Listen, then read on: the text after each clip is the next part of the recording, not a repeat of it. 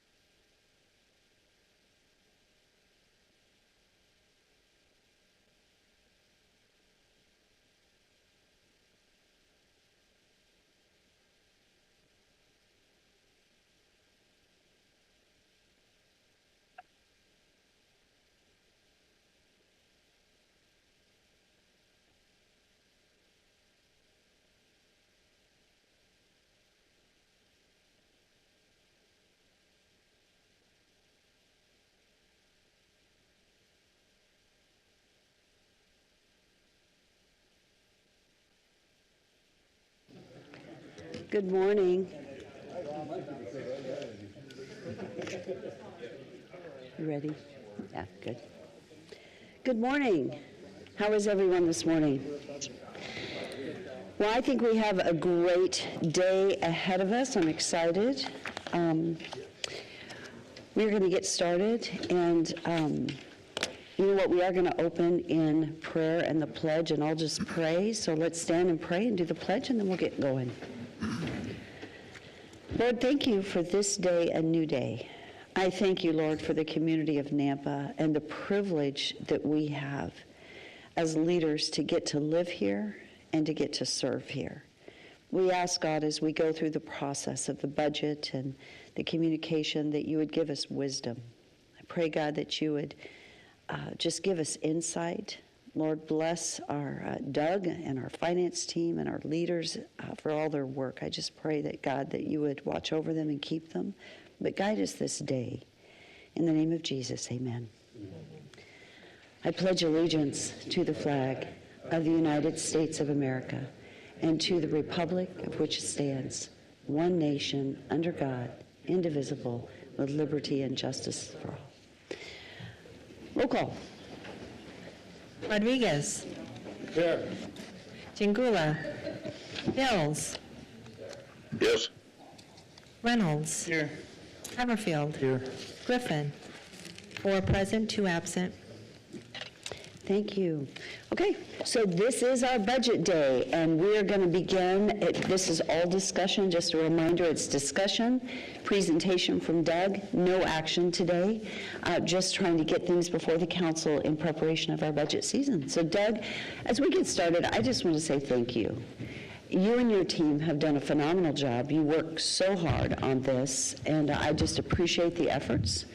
And thank you for walking us through and helping us understand it. And Mayor, before we start, Doug happened to mention to me that we were changing the order somewhat on the agenda. I just wanted to Okay. make a clarification and transparency.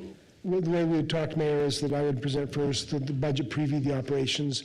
We'll bring in Chris Boaz to go through the detail in the capital budget, and then come back to Mark. Which is great. Yeah, since there's no action. So we're going to start with item 1, 2 on the agenda. Thank you for keeping me in line, Shar. I appreciate it. Now, our screen is not on facing the bench, this right here.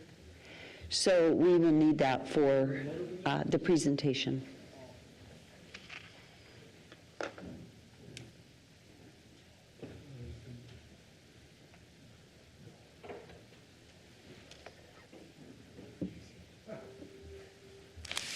Thank you. Okay,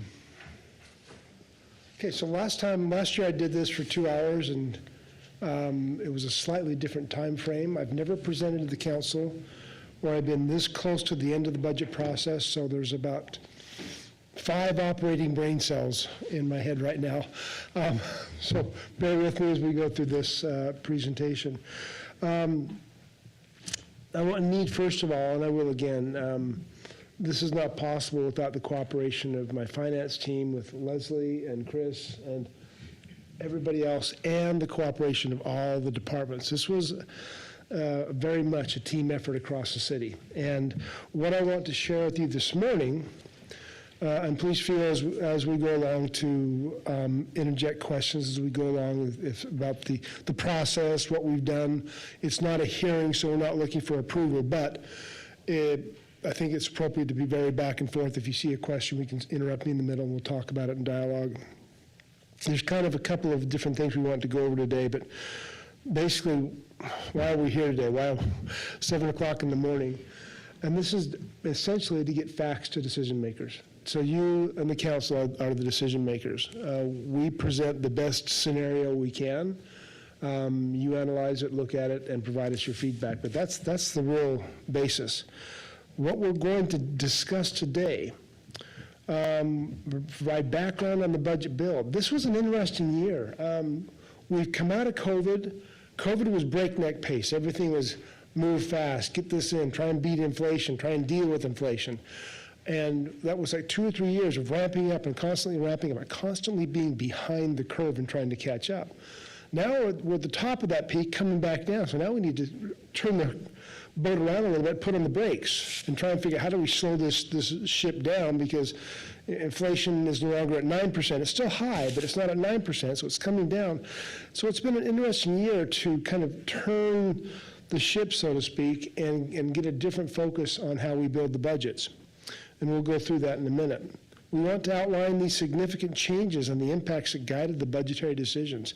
What's going on in the environment, in the economy, local and national, what's going on in the city that we need to deal with, what challenges.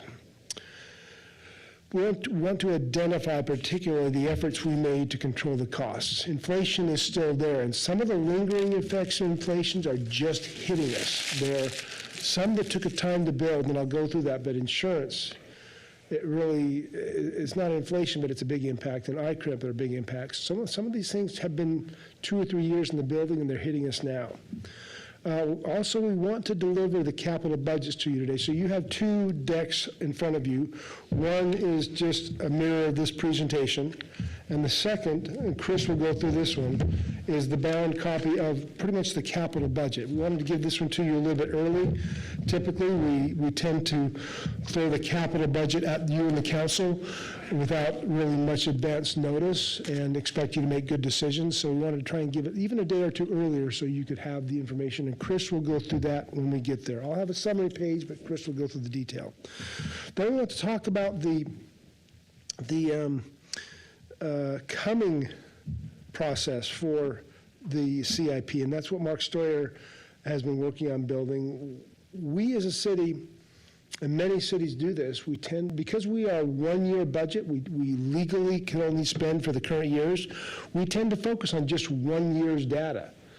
And the short-term nature of that does not lend itself well to long-term planning. So we need tools to help bring us in to focus on not only this year, but next year and the next several years. And this capital planning will be a part of that. It's something I've wanted to do, but haven't had the bandwidth. Mark has had the experience, so he brings a great level to that. And finance and Mark, we've kind of partnered on developing this, but he's going to explain how that's coming along and where that will end up. And then we will review a little bit of the foregone options, just from a numerical standpoint. So, with that being said, well, this is, I'm going to kind of, typically I really have liked to avoid reading what I've written. It's not the best presentation technique, but I want to read this one because when we first put the numbers together, you look at it from the top. I typically like to present from the top down, a pyramid. You take the top of the number and you go down and you explain it. This way I've kind of inverted it. I'm going from the bottom and explaining down to the top. But in the fiscal 25 budget was exceedingly challenging. As a city, we strive to be more effective financial stewards, but we still have significant economic and financial headwinds. Even though inflation is coming down, the PPI, the Producer Price Index, is still up. We're facing, we're not quite into an employer's market. We're still in an employee's market, but we're making that transition. And some of the things that really hit us that were unexpected, except very late, was ICRIP insurance increased 25%. So to put that in perspective, the ICRIP bill is now about $1 million a year. When I started here, it was under $600,000 5 years ago. So that's a significant increase over time. And this year, it came in at the very end of the budget process. We had to retool and start over again because it went up an additional 25%. Healthcare costs. Doug, Yeah. could I just say one clarifying point in that? The ICRIMP insurance going up has nothing to do with our claims. Yes. The city of Nampa has done an excellent job. They're very pleased with where we are. It has to do with the reinsurance market and the natural disasters that have happened across the United States and the number of reinsurance companies at the very top that have stepped out of the market. That's what's pushed it up, but it has nothing to do with the city of Nampa and our work, because we've done an excellent job and they're really pleased with where we are with our claims. I just thought perfect clarification. we need to know when that. When we got the notice of the ICRIP increase, I reached out to my we have a loose group of financial leaders across the Treasure Valley, Caldwell and Garden City and Boise and Meridian and so forth. And I asked them what their ICRIP was. We had the lowest percentage increase of ICRIP of anybody I talked with. So ours was 25%, some went as high as 50%. So while it's striking, it has been more significant in other places. Healthcare costs.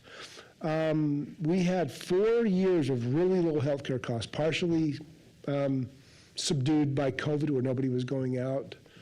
And the last year, year and a half, we just ramped up, and everybody in the city is taking advantage of the blessing that healthcare is. And it's about $800,000 increase, and it may go up a little more than that. It's at a point now where I get the weekly claims, and anything above 110,000 is dilutive to my fund balance. It means it takes it down. So I have 2 weeks it goes at 155,000. Last week it was 69,000. It's not settled yet, but it's moderating from the top like everything else, but it's a big increase for us to absorb. Percy for the state. And I hope they come back and revisit this one. This is legislation they passed a couple of years ago, or a year ago, where they were looking at the Percy. If you've never looked at Percy in its accounting structure, they're a very well-funded benefit plan. You go to other states like Chicago or Illinois or California, they're grossly underfunded by billions of dollars. Percy is on top of things. But they passed this legislation when the market was down, and they wanted increased rates. So for us, the impact this year is $1 million of increased Percy cost. Most of that is by rate increase, but some of it is from new FTEs, but it's a significant impact. And the one that's a little bit confusing, but actually is a good thing, is the Fort Idaho Center cost increased by $4.1 million. It's important to note here, revenues increased by over $5 million. So from a net perspective, it's a good thing. You have more events, you have more expense, but they have greater revenue. So this year with the Fort Idaho Center, for the first time since I've been here, we do not have to provide them any operational funding from the city. We provide capital, but no operational funding because they're doing better. And that's just, and we also had them begin to chip in for their support of their landscape and maintenance to the Parks Department. So we made some very, very good moves there, and it's the right direction. But because of this $4.1 million, it kind of makes the expenses look like they spiked upwards. And so I've got a presentation that shows before and after with Fort Idaho Center, without Fort Idaho Center, and I think you'll find the results are very good. And when we look at it, net of Fort Idaho Center costs, city operational expenses, excluding labor and benefits, increased by only 0.9%, $659,000. And I think that's remarkable, given we're still in an inflationary area where we're 3.4% at the low end of the stick. Probably earlier part of the year, it was 4%. So to be only up $659,000, and I'll go through this in detail, is what I consider remarkable. And it just lends me testament that when we asked people for a 5% cut, they took it to heart and they dug in. So let's go on to the next page. Any questions with that? I went through that kind of as a high-level summary, but it was very kind of information-packed. This is how we attacked the budget. We had some goals and objectives. We wanted to reduce non-labor operating expense by 5%. This was a bit controversial when I threw it out there because people said, well, where can I cut 5%? How can I do this and still maintain my operations? Well, I looked back at our budget to actuals over years and found that by most funds,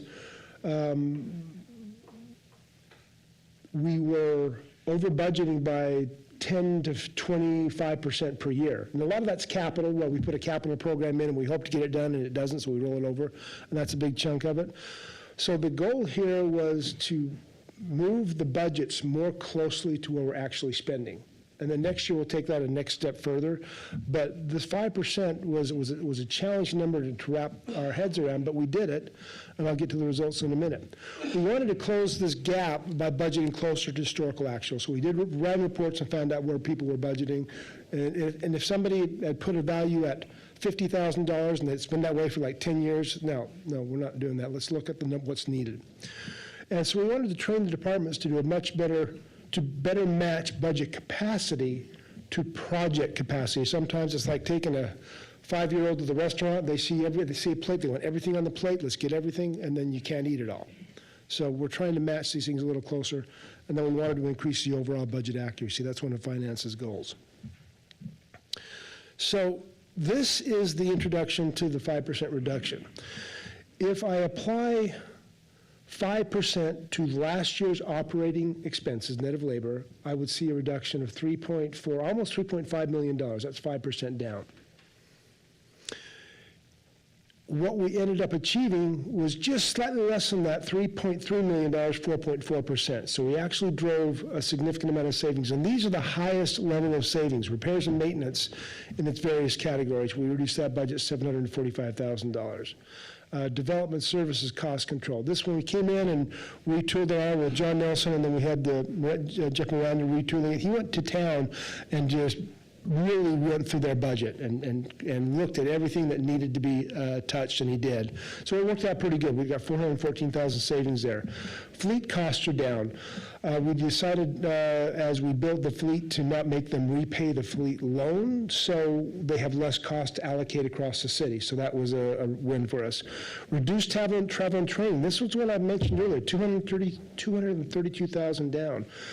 2 years ago, the budget was $1.4 million. Now it's $976,000. So in 2 years, we've decreased it by over $500,000. And we're really focusing on making sure the travel and training are used effectively. Contractual services down, maintenance contracts down, operating supplies, all these are down to the $3.2 million. So let's compare that to the total expenses. So the top of the line here on the column right here is the can't tell where my mouse is on the screen. There's the Fort Idaho Center costs, and all of the other costs that went up this year. Most of these are operating costs in enterprise funds. Some of them are ICRIP, some of them are other costs, or chemicals, or irrigation assessments, traffic lights, computer software. And all of the increases went up $8.048 million. And if you look at that in the total, that means the $4.8 million increase in expenses, so 6.9%. The first glimpse of that looks like, holy cow, what did we spend an increase of $4.9 million on $8 million? Well, if you back out the Fort Idaho Center, as I indicated, you get down to a net increase of $659,000 or 0.8%. Now, if we were to take the core CPI, the most recent core CPI, which is 3.4%, that's on the low end of the stick because we started higher at the beginning of the year.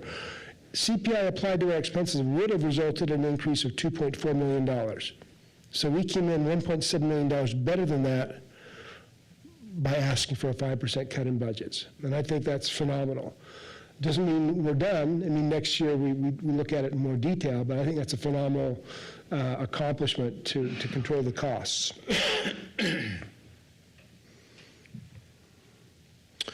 Let's talk about personnel. This is a challenging area. I'll go through a historical list of FTEs in a moment, but we're not quite out of the employees market. We're making that crest like everything else. It's kind of like in a bit of no man's land. During COVID, when we would hire for a staff in utility billing, we'd have maybe 4 people apply for a position. This last time we had people apply, we had like 70 apply. So people are looking for the jobs.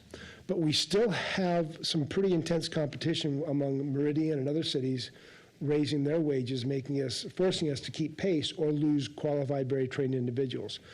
So this particular approach here, I didn't list it on the screen, but in the past year, 2 years ago, we had a 2+2 COLA, which is $2 plus 2%. It was about 7% raise. Last year, I think we had, was it 5 or 6%? Do you recall, Leslie? Last year's COLA, was it 5% or 6%? It was 5 or 6 last year. I think it was 4. May have been 4, okay. This year we're down to 3. So that 3% COLA also was tied to the NPPA agreement. So whatever we got, the NPPA got, and that's why I'm showing the police here. So the COLA we started with the base of last year's $69.5 million. The FY25 COLA is $1.5 million. And out of that, $653,000 belongs to police. The FY25 new FTEs, $1.2 million, and I'll get to this. This is by far the lowest number of FTEs we've added since I've been here, by far the lowest. Because that's reflecting the curve. We've come out of the growth, we're trying to slow the train down a little bit. Healthcare, the $800,000 and $324,000 belongs to police. Other police, the $604,000, that's, we looked at the budgeting process and refined it a little more closely to make sure that we're picking up all the correct overtime, all the benefits applied to the overtime, the holiday payout, the PL, the comp time. It's all been trued up to make sure we're budgeting it for it very accurately, and that was a $600,000 increase. And then we had the expiring COPS grants that we've been holding on to for a while the COPS DOJ funds us. Most of those expired. That's another $300,000 we had to come up with for this year. And then IH2C, the portion of it that we didn't put in last year's budget, goes new to the P&L. And then this one's a little bit, it needs to be accounted for, but it's an offset later on down the P&L. As we converted several employees in FJC, the Family Justice Center, from contract. This was a long process with Marissa, and there were employment requirements we had to adhere to. So we converted several employees who are all funded by grants, by the way, not by the city, from contract to employees, but it looks like it's an add to labor, but it's an add to labor and a deduction down below from contract services. So the total change is $5.7 million, getting it to $75 million of payroll, but out of that, $2.93 million of that is police in support of public safety. So let's go on the FTEs and look at that really quickly. In this year, we added 18.74 FTEs, and if you look at the graph at the bottom of the screen, in 21, we added 28 FTEs. In 22, we added 30. 23 was a low year, 23. Last year, 31, and this year, we've cut it by about 40% to get down and control that growth of the city government. So the biggest majority of our increases this year are really coming from the things we can't control, the Percy ads, the healthcare ads, and the staffing and the MPP increases for the police. Those are the biggest drivers of the change in the way labor and wages budgets. Any questions on that? I've gone through it kind of quickly. There's more detail in the budget, but the overall, yes, Councillor. I was just going to ask if one of the previous slides you had the increase, well, the projection as far as the police, as far as personnel separated from the city. So we have the personnel side. Will there be a presentation today on the capital? Yes. Okay. Yes. I was just yeah. wondering what the additional expenses for that in addition to it. So Right. So capital went down this year to about $22 million in totality, primarily because of the near completion of the wastewater treatment plant. So that investment's gone down 2 years in a row, and so overall capital went down, but that'll be coming up in a moment. This was intended to give you a little bit of basis for reviewing the budget book. Will come out very quickly. It might come out this week or the very latest by Monday, but this is intended to help you understand how we built the budget. And we won't be spending a lot more time on this. We'll go over to the capital pretty quickly. So very quickly, this is the FTE build that you can look at for the year. General Gov had 10.62 people in there. Well, we added 4 custodians. That saves money because the outsourcing we were doing cost a couple $100,000 more than bringing 4 people in-house. So that's a cost savings. The police added 5, added the one for the IH2C, and a little bit of economic development shifting around. And then streets added a total streets, parks, and FJC. The 5.04 there, that's the ones that were converted from contract to employee.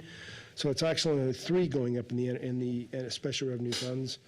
Water added 4, and then 1 person was moved around with CDBG.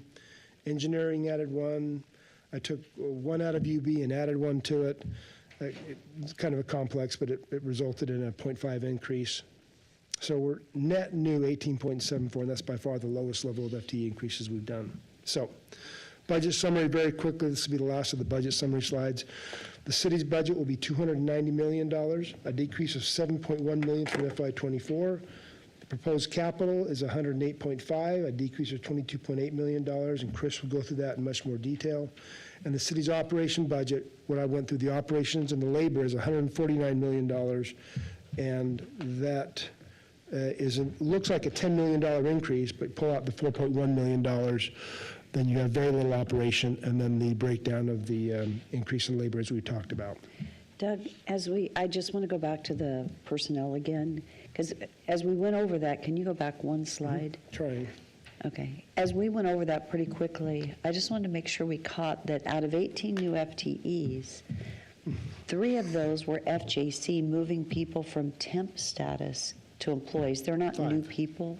5, all 5 of them are. All 5 of them. For FJC. So that isn't a new employee. We're changing their employment status Right. because we realized they needed to be on the employee side versus temp. Yeah. And then on the custodians, it isn't that we're just hiring more, it's that we're replacing an outsourced contract with actual employees. Right. And so I think Doug has worked with facilities on that cost-benefit analysis. Yeah, The this intent is- is to save money and to have better service and the ability to allocate them in different places rather than being static at the building. So when you think about that, out of 18, that's 9 that are, it isn't new increased budget with those, it's transferring over. The same way with economic development, we're moving someone that was under development services into economic development. So I just wanted to make sure that we really understood that.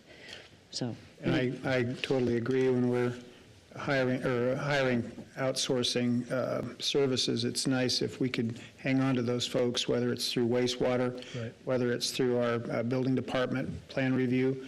Those are type of technical services that if we can hire those folks instead of having to outsource them and pay consultant fees, it's a lot better on our bottom line. And we have done that in water renewal. And Jeff could tell you, some of our contract arrangements have gone down considerably because we've been able to hire internally in engineers. Correct, Jeff? And we've been able to save on the consultant side at the wastewater plant. Yeah, Right. so thank you.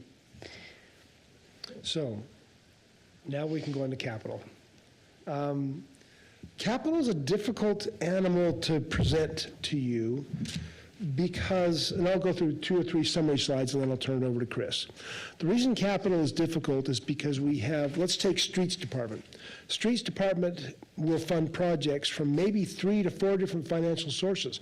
They'll have internal funding, they may have grants, they may have impact fees, and you may have one project getting funding from all 3 sources. But in the past, we've displayed the general budget or the budget for capital like this. We'll go down and say, we'll do this general fund first, and the money we're spending, that $1.6 million, that happens to be the initial money invested on the fleet building. We'll do that over 2 years. But as we look down in the streets fund, we can see how much we spend by each department. But the streets fund, $6 million, does not include the money streets is spending on grants. It doesn't include the money streets is spending on impact fees. So it becomes very difficult for you to understand the entirety. And I think in the past, sometimes we've gone through and approved the same project 2 or 3 times, once in the streets funds, once in the impact fees, and then once in the grants. And they're repetitive over and over again. So we're going to keep the same structure, but we're adding something to it. Like I said, we're at $108 million. We want to look at these totals here. We're at $108 million for the total budget. Grants up a little bit, 17 million from 13 last year. We're leveraging more of that. Wastewater is down from 62 to 32. Irrigation is up a little. We're trying to invest there. I don't want to go through the totals, but this is the structure we've used. Now, this is the second view of this report. We'll look at the data kind of in the same columnar structure over here. We kind of follow the same pattern, but we're breaking it out a little more. So within GovGov, we'll break out the facilities, the IH2C, the general government, IT and police. Those are all general government. But if you look across the columns, now we're saying, how are we funding this? So this fund, how much is funding from general government? Well, we can see at the bottom, total money for all sources for capital from general government is $6.2 million. How much is coming from the departments and their funded capital? Well, we've got $66 million. Impact fees is funding $18 million, and grants is $17 million. So this gives you that, we kind of rotate it on its side and you look across. Now how do we get the data to you so you can look at each project and say, for project X, it includes this money from the streets, this money from the impact, this money from the grants. Well, Chris Boas has created a very nice file. It's Excel, and you've got a copy of this, and he'll go through this. This takes the same structure you just looked at. See the facilities, the Idaho Hispanic, the general, it's the same columnar structure. But behind this, all the projects are listed by this same structure where it goes. If I were to, in the file that they created, I could actually just press on a plus button that would expand airport or parks or recreation, and I could see the exact detail. And all the funding sources are listed, plus on the very far right column is the projected ending fund balance for those departments at the end of the year. So after we spend the money, this is what the fund balance are likely to have left. It's an estimate because we haven't finished 24 yet, so we're taking estimated 24 data and then putting in the budgetary data to get to an ending fund balance. Looks like our 16 down there on the wastewater kind of dropped a stitch. I'm not sure where it went to, but it's $16 million. That's mine. That's my bad, page number. It is interesting, though, the wastewater fund balance of $11 million. Keep in mind that with the DEQ loan, they're requiring an $8 million fund balance floor. So we can't go below that with their loan requirements. So the difference between the $8 million and 11 is what we have to deal with for emergencies. All right, let's see. I think, Randy has a, yes, So just a question, is there another fund balance somewhere else that is a carryover as well? Or is this the total fund balance as far as that we're carrying over This- for emergencies? very good point. This is the fund balance for the departments. What it doesn't reflect is the fund balance I have in the general government for our reserves, and it doesn't reflect, present the fund balance for what I call Gen Gov Capital. We have a separate organization that we funnel revenues into to fund all the general gov capital. There's a fund balance there that is not reflected here. How much is that? It's about $3.5 million right now. Probably it'll go up to maybe 4 by the end of the year if we have some projects we haven't done that will, as the funds flow back in that we didn't spend, it'll go about $4 million. What percentage of our overall budget is that? It's a pretty minor so percentage. was your question, what is the fund, the reserve or the capital reserve? Yeah. We get Just two because I think very good Doug just questions. gave you the capital Oh, reserve. I'll give you the capital. The So- city reserves, Right. So the city reserves on general gov, we have a policy of maintaining 25% of our general gov Right. budget as a reserve. That's about $15 million. Okay. Right now, the general gov fund balance is about $25 million, but out of that, we've got to pay for the $5 million for the fleet building, so we're down to about $20 million. We have a floor of $5 million. We don't have a lot of excess in there. We've got from $15 to $20 million maybe we could use for some other purpose if the council decided. Not a lot, but a little bit. It's not excessive, so. Well, that's why I asked the question, because I was wondering what, and then my follow-up was the percentage, and thank you, Mayor, for picking up on what my thoughts were. So 25 million with, is that the carryover that we'll be taking into next year, then, the 25 plus We the, generally maintain that level and grow it a little bit to, as the general budget grows or changes, we adapt the floor to whatever 25% of our general gov budget is. Our general gov budget here this year is like $60 million, I think. So 25% is 15. And the rest of it, a lot of that's being reserved for, the difference between the 15 and the 20 will be for PL, accrued PL balances. We've got about a $5 million if everybody were to retire today and request their PL payout, it would be about $5 million. okay, thank you. so Doug, what about the airport terminal? So that is not reserved, would it also have to come out of that $5 million buffer? I'm trying, because we haven't budgeted. No. The no, airport terminal is one of those big capital improvements that is outstanding that yes. we know. So airport has $2.4 million projected capital at the end of the year in their fund. Additionally, we'll have about $4 million in general gov capital. It's a set-aside budget, it's a totally separate budget that we reserve just for capital purposes. That's available for your use as the council. You could pull from that to help finalize Rather the than out funding. of reserves? Right. Okay. That's not, I don't consider the $4 million in capital a reserve. It is a fund balance designated for capital For needs. capital, right. Right. I was just saying, rather than pulling from Gen Gov Exactly. reserves. And that's where, to exactly fund. what I would do. I'd I'm pull just it from trying to, it would be nice when we get into well, we may not have to, but I think for council awareness, just a reminder of those those items that are sitting out there that will come forward at some point. Yep. And the airport terminal is one of those. Even though we'll go after one more grant, Right. try it. So is the 2.5, as an example for the airport, is that their total fund balance then at the end of the year? Right. So it's not, there's not an additional amount set aside for them? But we've been augmenting that from the city's perspective for the past 3 years, well, 23, 24, and 25, with anticipated grant match of $250,000 per year to help build that fund balance in anticipation of a new tower.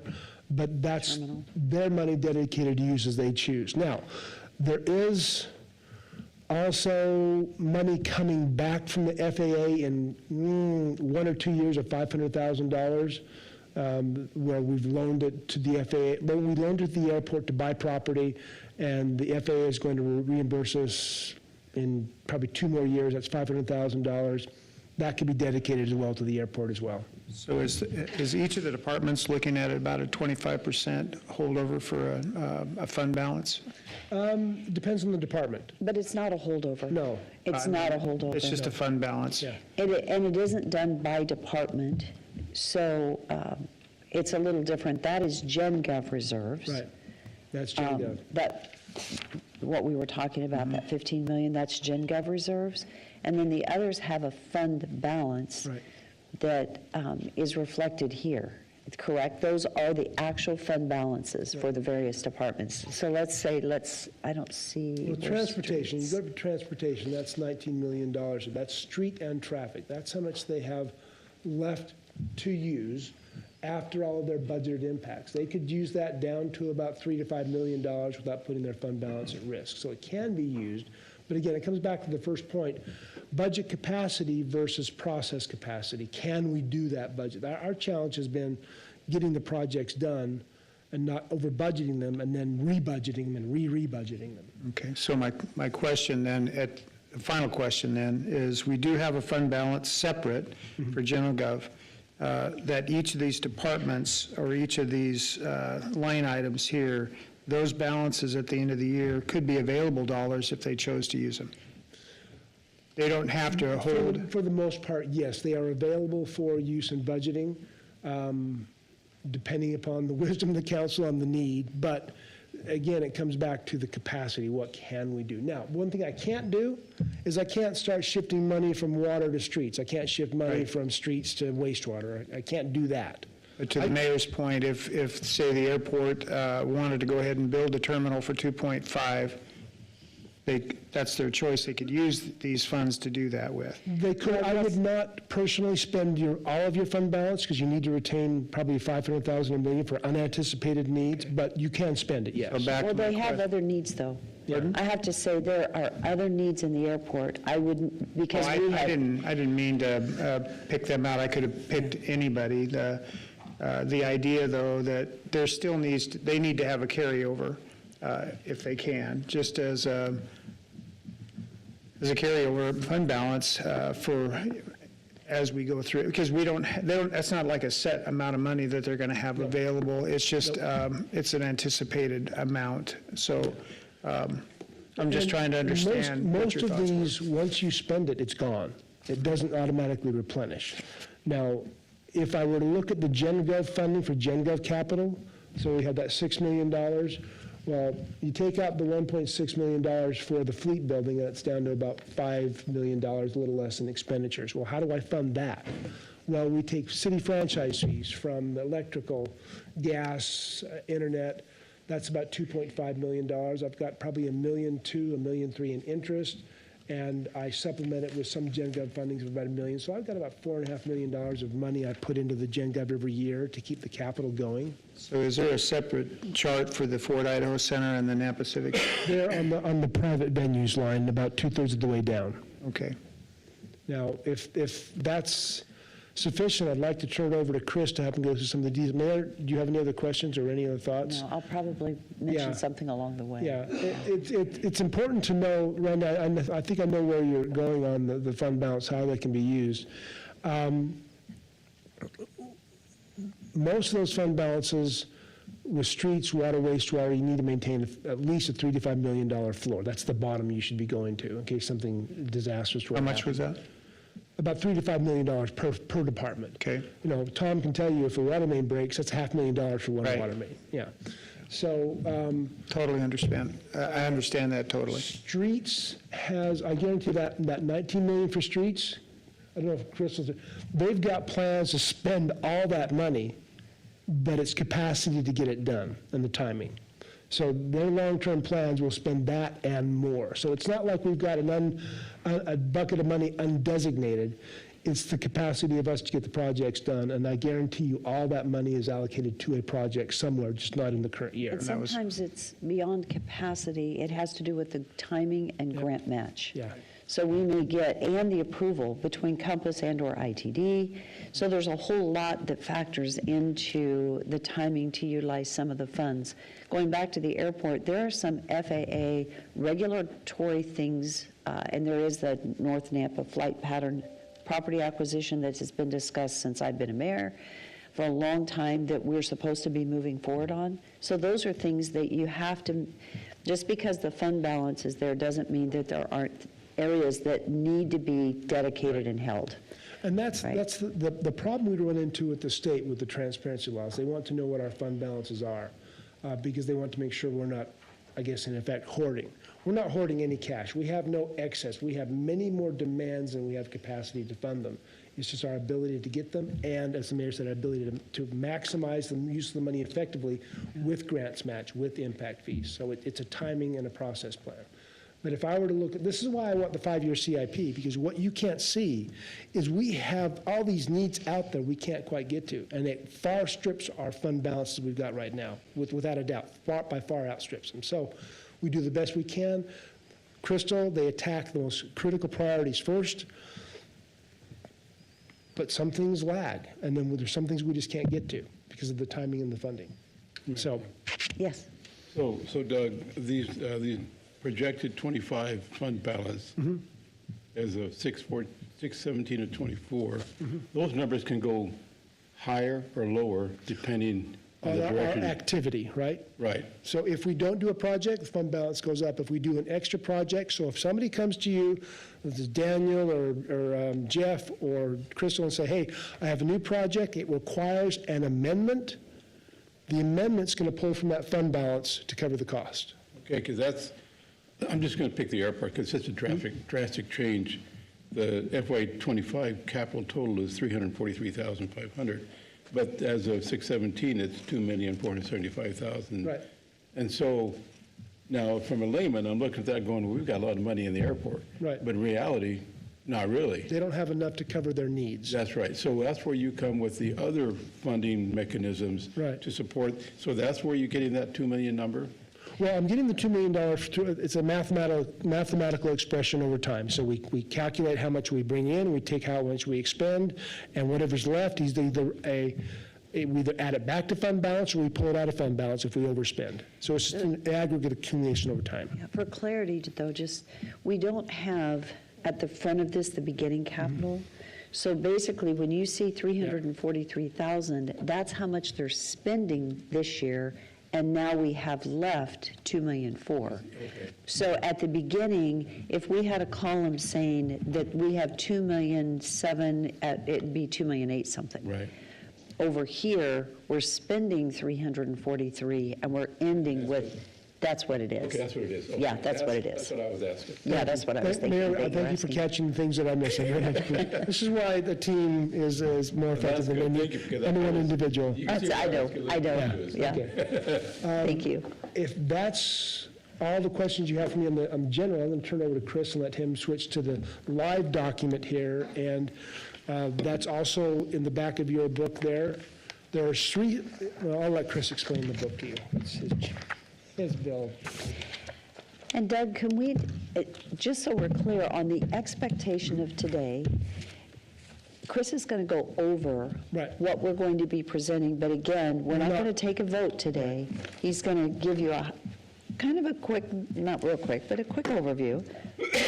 And then you're going to have time to review it, time to think about it, ask questions, and So, then we'll come back and vote At the with the very, budget. yeah, right, so at the very end of what Chris presents, I'm going to come back, because Mayor, we need to talk about the approval process in council when we finally get there, because council and Shar want a specific number. We're approving X budget for X dollars, and we need to think about the language on that, so I'll come back. Okay. Thank you.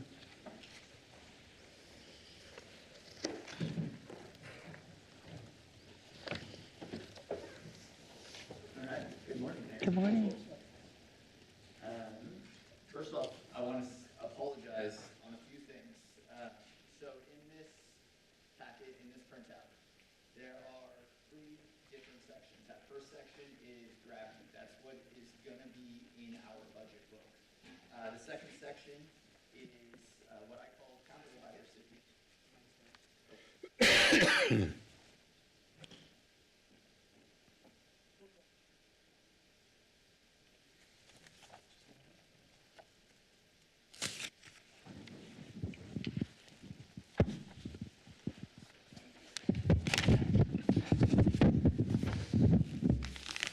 Awesome. Thank you, James.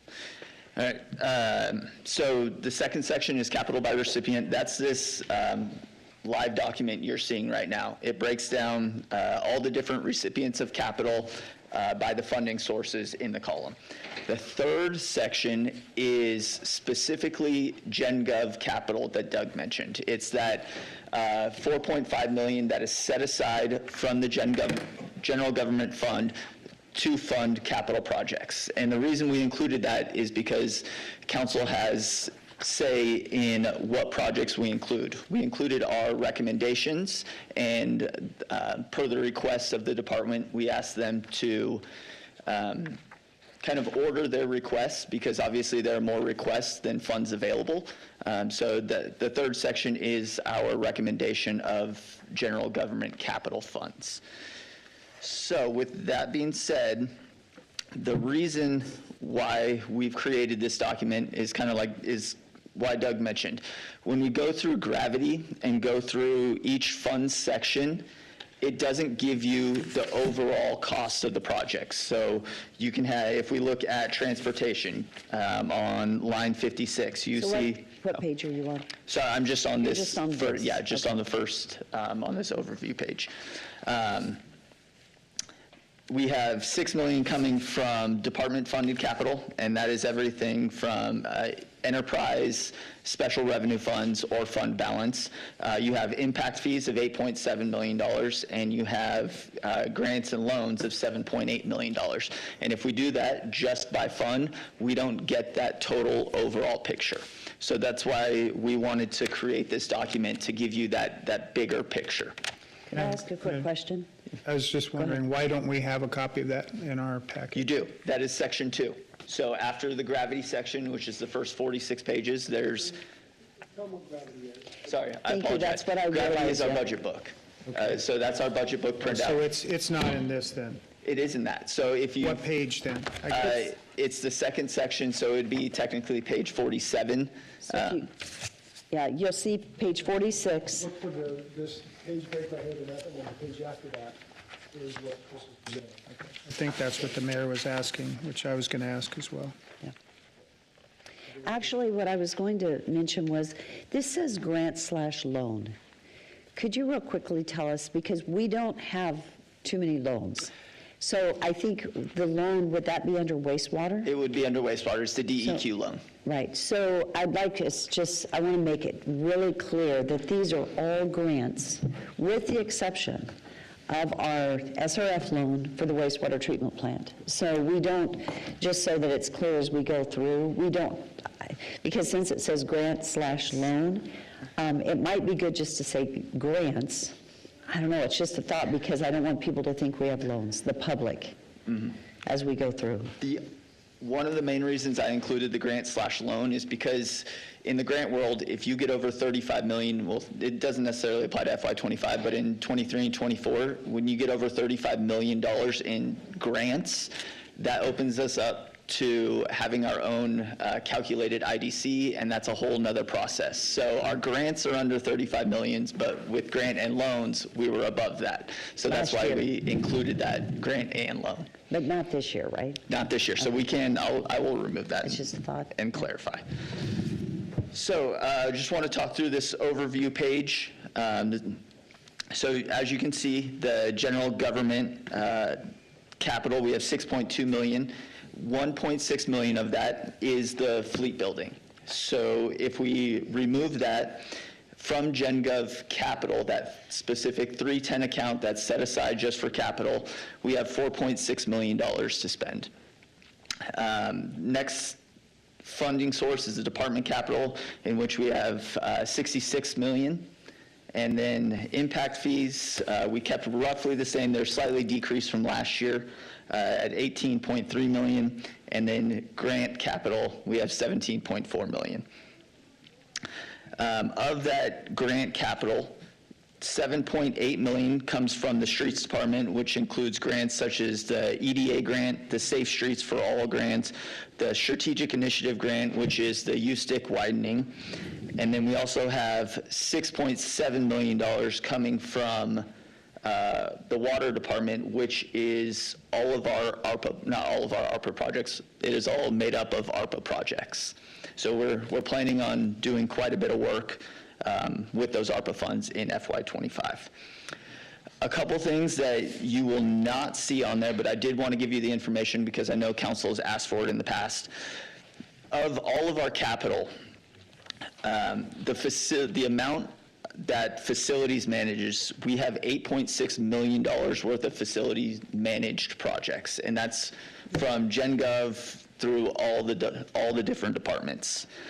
And fleet managed assets, we have a total of $2.6 million worth of fleet managed assets within our FY25 capital budget. All right, now we are going to, Excuse me, Mayor. So in the loans, and I agree with the mayor, I wish they would be separated, but it's deceiving to me when you see the sewer with our loan with that, and then is that included in all this?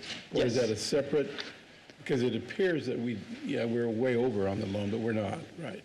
So I'm just wondering why we don't separate that? I would love to. The challenge we run up against is we're trying to fit a lot of information on an 8.5 by 11 sheet of paper. Oh. So that's the main reason it was, along with the IDC, that's the main reason we combined it into one column.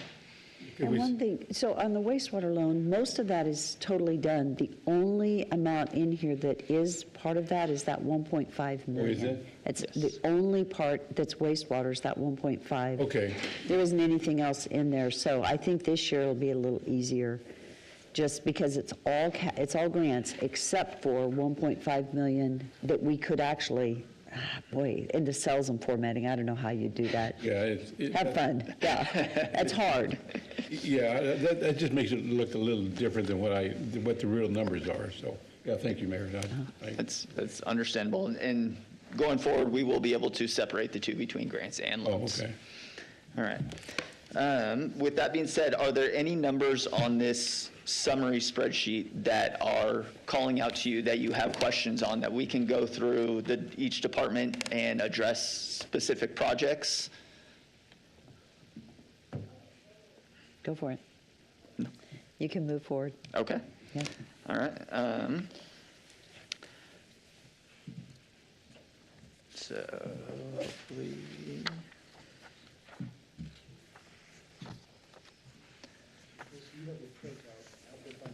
Yeah. So what you're looking at right now follows that summary section, or sorry, the summary page in section 2. This is the full document crammed into an 8.5 by 11 sheet of paper. So we're at the top. It's page 2 of section 2. Unfortunately, I did not include page numbers on the Excel portion, and I apologize for that. But it begins with facilities at the top. Does everybody have that? It's you've got it, the very next page. Yep, I think we're good. Thank you. Of course. So specifically for the facilities department, we have $825,000 worth of capital requests. The majority of it are coming from 2 projects. The first one is the Hugh Nichols Public Safety Building Garage Deck Coating Maintenance for $232,000, and then $423,000 for citywide security camera upgrades. And I know these are 2 projects that Patrick has been stressing. The first one, the garage deck coating maintenance, we have to keep up on that in order to maintain our warranty. And then for the security cameras, that's something the city has been striving for with the implementation of the ITS and the ICC over at the police department. Hopefully, the goal is to be able to tie citywide cameras to one location, so if needed, we can go back and look at footage or monitor different city-owned buildings. I think one thing that's written in here is that we are looking for grants, and I think I see that in here. And then I believe we are still hoping to see if we can get a grant to offset that, or it would allow us to finish up and do more. Is that correct? That is correct. So the way the Idaho Office of Emergency Management works is, let me go back a little bit further. FEMA has a grant for Idaho, or for emergency services. These cameras technically fall under that grant. Unfortunately, the state has to apply to the grant. Then it would be a pass down or pass through to Canyon County, then to us. So there's quite a process. We're working with Patrick and our city grant writer to narrow that process down. And yes, so we're hopefully going to be able to get a grant for this, but we're still in the process of that. Thank you. Explain your color scheme on that. Yes. So there were no, let's go on to Idaho Hispanic Community Center. So we only have one project this year that we're suggesting funding for, and that is the boiler replacement. Through communication with Patrick and the facilities team, we believe the roof can be held off for another year or two.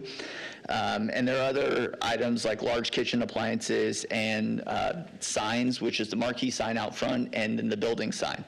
Now, if you'll notice, those other three projects, those latter three, are in yellow. So that yellow, that color-coded means we wanted to bring them to your attention because they will need to be funded down the road, but they can be pushed off a year or two for now. But we wanted to get them in front of you so council can get familiar with those projects.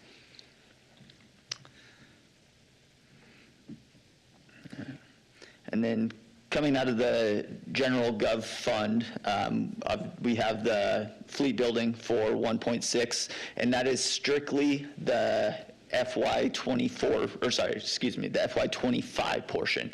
Total building is 5.4 million.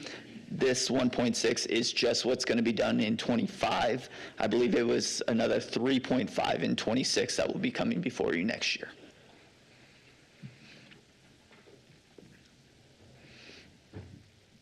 All right, and IT, we have roughly $355,000 worth of requests.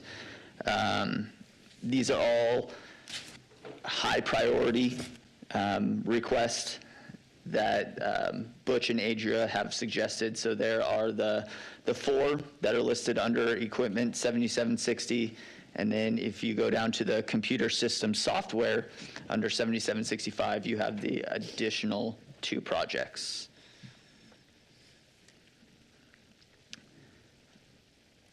All right, police. Quite a few asks here. We have 4 workstations. I know the FJC portion of this came before council on Monday night. This is additional to that. This is 4 workstations for school resource officers. We have 2 that are funded by GenGov Capital, 2 that are funded by impact fees, and vehicles. We have quite a few. So 6 replacement patrol vehicles at $82,000 each. Doug and the fleet department were able to do that in-house, which is saving us $10,000 per vehicle. We have 2 remaining leases, which we will buy out in FY25.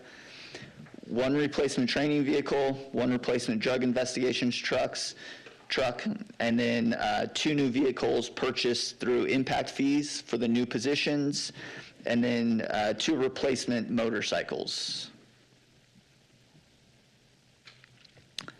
And for the equipment for the police, we have their GTAC computers. Please keep in mind that $173,000 is only 30% of the total cost. The other 70% is coming from the 911 fund. And then we have 2 patrol vehicles that are going to be outfitted to 3/4 cages for the K9 units. That way both K9s and a perpetrator could sit in the back at the same time.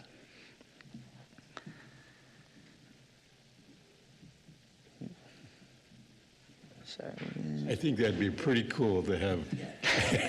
It would be intimidating. It would be. That is for sure. Yeah, that would be unnerving, but I think that's cool.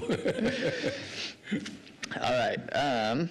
Next, we have our transportation. Like Doug said, transportation includes streets, traffic, and stormwater because they are all, in the accounting world, they're all lumped into one fund, and that's the 200 fund, so that's why they're all lumped into one line here.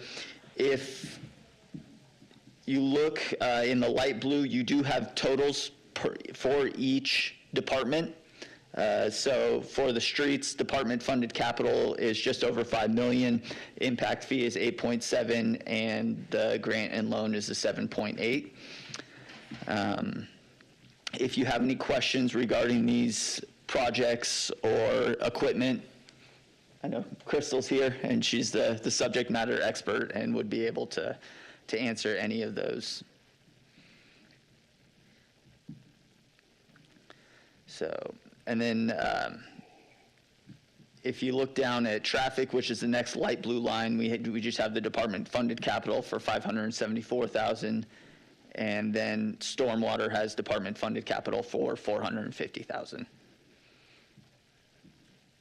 And I know you all know this, but just a reminder, as we're quickly going through these, Kim has scheduled appointments for the council members to meet with police and public works, and I believe finance.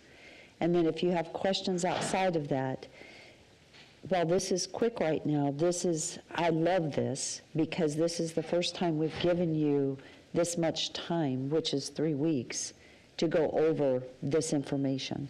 And so you'll have an opportunity to meet with staff, ask questions, and then if you'd like to meet, for example, if you have a question for Butch with IT, you're welcome to call him.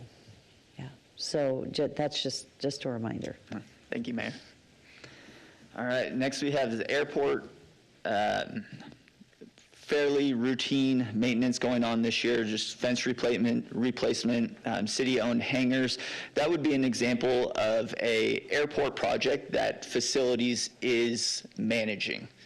And then we have non-AIP eligible payment, and then we have AIP eligible payment. That last line, row 111, is you'll see in the department-funded capital, it's 9375, which is the city portion, and in the grant and loan column, you have the state and the federal portions.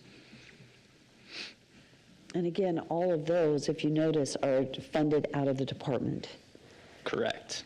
rather than out of our city gen gov. All right. Next, we have parks. One of the big purchases or big requests out of parks this year is the soccer land purchase for a future soccer complex, and that is coming out of impact fees for $3 million. One thing that I do want to call your attention to is the, under other improvements is the Stampede Skate Park. I know through conversations with the Parks Department, that is one thing they are continually getting complaints about. So that I know it came before council last year with just the design only. And Mayor, you had asked them to come back with design and construction, and so that's what they did this year. And we're suggesting that it's fully funded, and that is part of the $4.6 million from Gen Gov capital.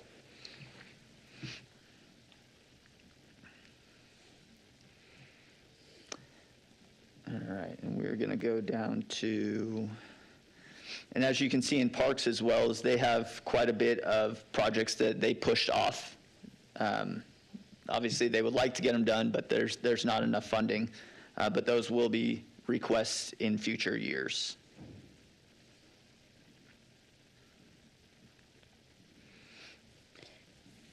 And then I think we saw some construction that you went past. I'm sorry. I'm sorry, some vehicles? There were, That are coming out of Gen Gov, right there. That's parks equipment, correct? yes, so the top section vehicles 7750, it's 1-ton dump pickup for 72,000. They did request a couple pickup trucks.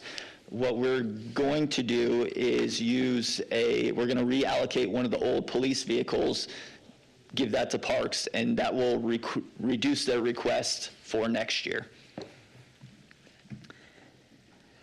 And then the mowers are under equipment versus vehicles, obviously. But, Yes. So this is the list of equipment replacements that they're going to be requesting. Correct. And that bottom one, the Groundsmaster 5900 mower, I do know, I believe that's $140,000 of mower that will be coming before you next year.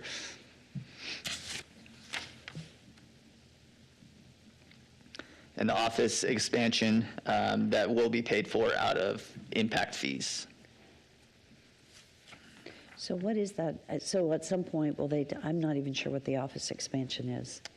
It's just creating more room over there. I know if you've ever gone over into the, it is very tight over there. So they will be, what is it? Unfortunately, they didn't include where it is in the building, but they will, I know they will be adding more yes. offices. Parks is facilities doing that? Is that an internal project? Is facilities doing that? I believe it is. I don't remember off the. Yeah. Okay. Thank you. All right, next we have recreation, just a couple minor things, pool room pump upgrade and outdoor movie equipment. I know that the church that usually donates the outdoor movie equipment for the outdoor movie nights is no longer able to do that. So they're requesting to purchase our own equipment.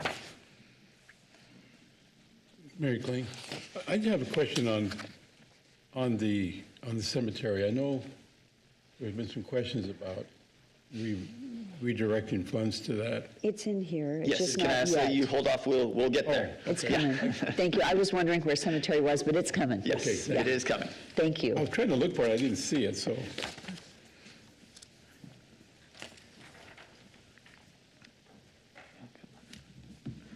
So next we have the rec center.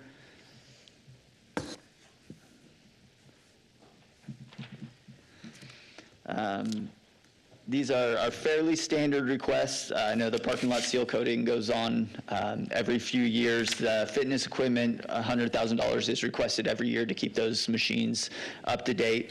One that isn't so routine is the elevator modernization. That elevator over there is older and it needs to be brought up to date. So I believe that is another one facilities is managing, but the funds are coming out of the recreation department.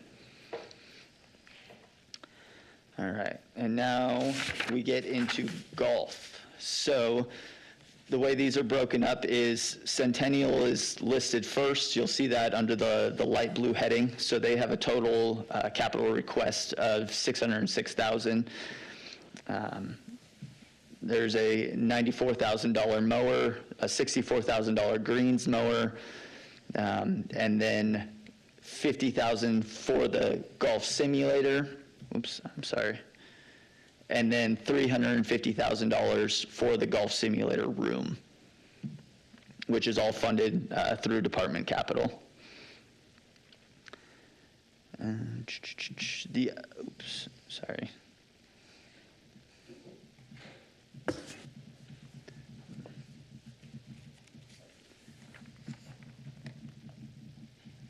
There we go, it's easier. All right, next we have Ridgecrest, coming in just under 1.2 million. About half of that is coming from the irrigation well that I know that will need to be done. I know it's already going this year, and so this is the second half of the project. And then just like we replaced golf carts at Centennial last year, Ridgecrest is planning to do the same this year. All right, now we get into cemetery. So outside of the asphalt repair, we do have, I know a big ask has been the scattering garden, and I believe total it's around $1.6 million, I think off the top of my head, and the ask for phase one this year was for $668,000. sorry, my apologies, it's 1.15 for the total project. The ask was $668,000 for this year. With the limited funding that we have in GenGov capital, we thought it would be best to partially fund phase one and almost use a timing mechanism, as if we start that later in FY25, do $300,000 worth of work, and then in FY26, we'd be able to finish the other half of phase one, and then FY27, fund that additional $486,000. Thank you. No request from library. In 911, that first line, the $404,000, is the 70% of the GTAC computers. If you remember, the other $170,000 was in the police request coming out of GenGov capital. This $404,000 would be coming out of 911, the 911 fund. Now we get into our private venues, which is the Civic Center and the Fort Idaho Center. For the Civic Center, I know they are getting close on this LED light conversion. They've reduced the scope from last year, and they are asking for $228,000 to get this conversion done so we can get LED lights in there. And as you can see, that second item is, again, the theater seating. I know this topic comes up pretty much every year, and I know Andrew and his team over there are looking for other funding ways. They're looking into grants, private donations. So they're not asking, well, they are asking for the full amount, but we're working with them to try and figure out other funding sources to cut the burden on the city. Mayor Kling? Yes. Do you know, as far as on the LED conversion, if that includes any rebates back from Idaho Power for that effort? Yes, it does. That's the raw cost. So that's after the rebate from Idaho Power? Before. So there would be some monies that would come back, and that would just go into the carryover then? Correct. Thanks. The key would be that would come back, that the rebate would go back to the city to replace our fund versus going into the, Correct. Civic Center. Back into that fund balance that we talked about earlier. Thank you. All right, next we have the Fort Idaho Center. Their biggest asks are the boiler replacement and the water heater, and I know we can't do one without the other. So this is a kind of a big pill that we're looking to swallow this year, but it will be a good thing for them. And then we also have, I believe it's phase 2 of their parking lot, cracks, fill, and seal coat. I know we did section 1 this year and looking to do section 2 next year. And as you can see, they have quite a bit of additional asks as well that will be coming forward in the future. Hopefully, once they are completely self-funded, that their capital will reduce as well.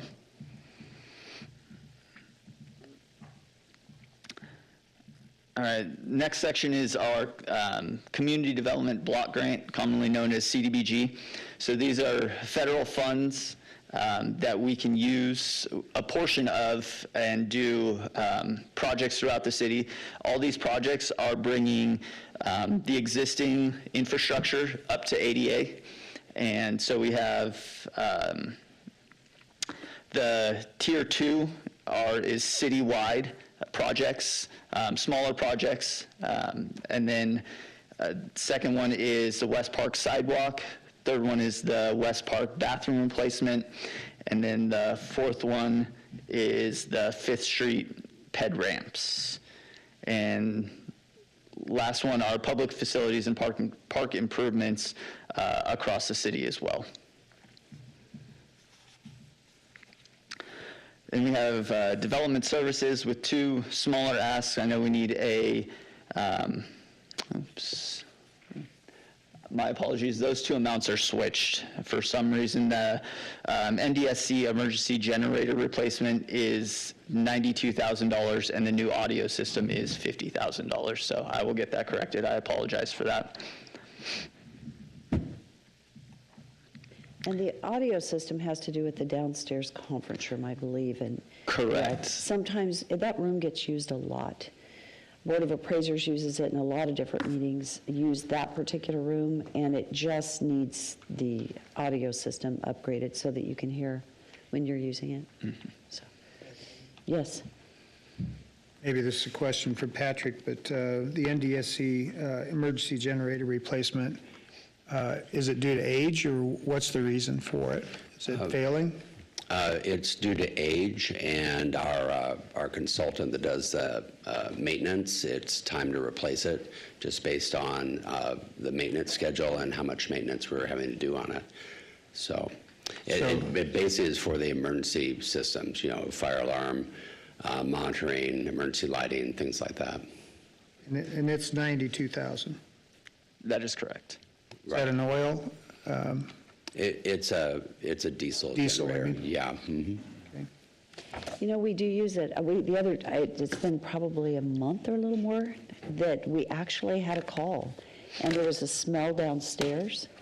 And so I happened to be headed home and ran over there, and facilities met me there, and the generator was running. There was I don't know if it was a surge from Idaho Power, but something had happened, and that generator had to kick on. And it was interesting because, well, you realize if something's not working quite right, you could really damage equipment quickly. And it's in the basement? It sits outside, but what was downstairs was in a mechanical room where something had gotten hot. And that's where that smell was coming from. We checked it all out and everything was fine, but it's so important because of the equipment in any of our buildings. If you have a problem like that was Idaho, it was a power issue, but the surge and the way it happened messed something up, right? And that backup is so critical to not damaging internal systems. So does that include a new shroud for the new generator, or can you use are you just the internal generator itself in the existing enclosure? It's the entire generator, and then updating the control switches where it heads in, the shunt switch and everything. Okay. Does that include the salvage value of the old generator as well? We haven't bid it out yet, so this is an That's estimate. just an anticipated cost. It's an anticipated cost. We'll get to the details once it's approved. Thank you. All right, next up we have our water. Quite a bit of capital requests this year, totaling $33 million, and this does include domestic water and irrigation capital. I did want to call out a few projects. We have the elevated water tank. We have alley water line replacement between 16th and 19th, Franklin Boulevard water line replacement, which is industrial to 10th. And then in the irrigation section, we have our Copper River Storage Pond grant match, and those are all ARPA funded.